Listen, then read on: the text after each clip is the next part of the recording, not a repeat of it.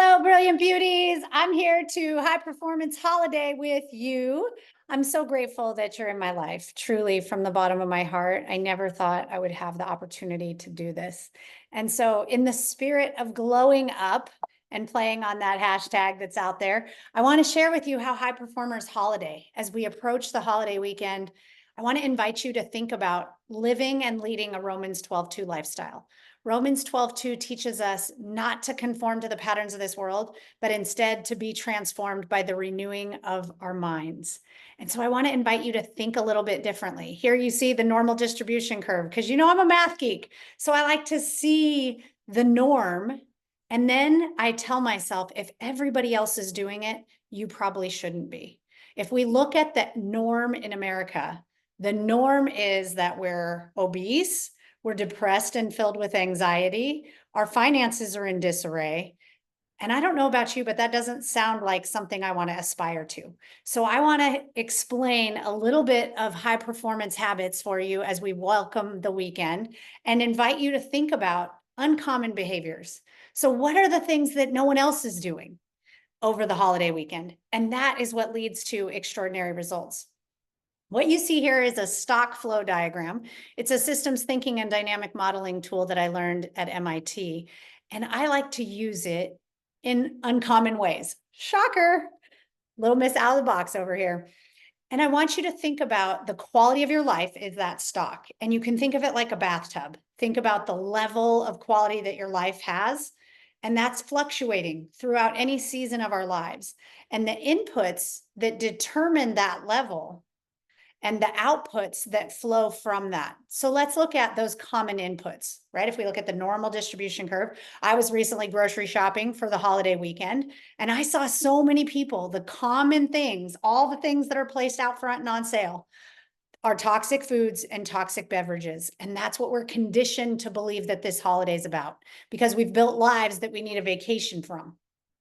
And so if we live an uncommon life, and we love our work and we love our families and we love our communities and we pour that love out into the world, we don't have to turn to toxic foods and beverages as our inputs. But let's talk about what happens when we do, right? If we make those sacrifices to our health and well-being, our outputs are poor sleep quality, which means we're sleeping in and hitting snooze and waking up feeling foggy and fatigued. And our bodies are also carrying a lot of bloating and inflammation. So I just want you, we're all visual learners.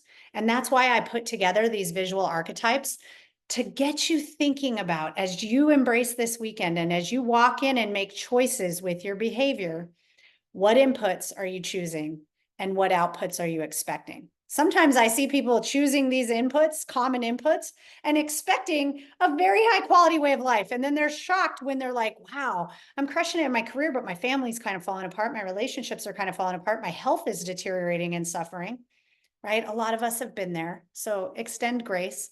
Know when to be fierce and when to be gentle with yourself. And my friends, I want you being fierce this weekend. I want you choosing uncommon inputs. Nutrient-dense foods. Tomorrow, for my 4th of July celebration, I'm making a delicious grilled vegetable salad. And it's going to be loaded grilled zucchini, grilled red onion, grilled corn from the local farmers markets, because corn is something you got to be really careful with your consumption of. What else is going on there? Let's see, onion, zucchini, corn, mushrooms. And then I toss all of that up in just olive oil, garlic, and salt and pepper, grill it and lay it over a bed of organic spring greens. You don't even need dressing. It's so energizing, so nutrient dense. I'll also be at the gym for 2.5 hours on the 4th of July, starting my day with fitness and movement, practicing self-care. I have a new Epsom salt bath that I'm going to try, like these chamomile lavender salts, and I'm going to soak in the bath. And then after that, I'm going to lay in Shavasana pose and bathe in HZ frequencies, because cancer cells can't survive certain HZ frequencies. And I learned that in my recurrence prevention planning. And it's one of the things that really soothes me. So you can put whatever you want on your inputs. That's a choose your own adventure. And the best part is to be thoughtful about your outputs. Think about Daniel Kahneman. He wrote the book Thinking Fast and Thinking Slow and really revolutionized thought. Fast thinking is that impulsive, I'm going to eat the cupcake, I'm going to grab the beer, I'm going to grab the burger, those impulsive, fast thoughts that are conditioned by our environments. Yet if we invite slow thinking, which is what we're doing here, we're slowing down our thinking, we're analyzing using the normal distribution curve and the stock flow diagram, and we're programming our reticular activating system to see other options. And I want you to see the option of making these uncommon choices this weekend and the quality of life outputs that you experience. You'll have more extraordinary sleep, which leads to vibrant energy, optimized health, greater focus, and most importantly, more joy.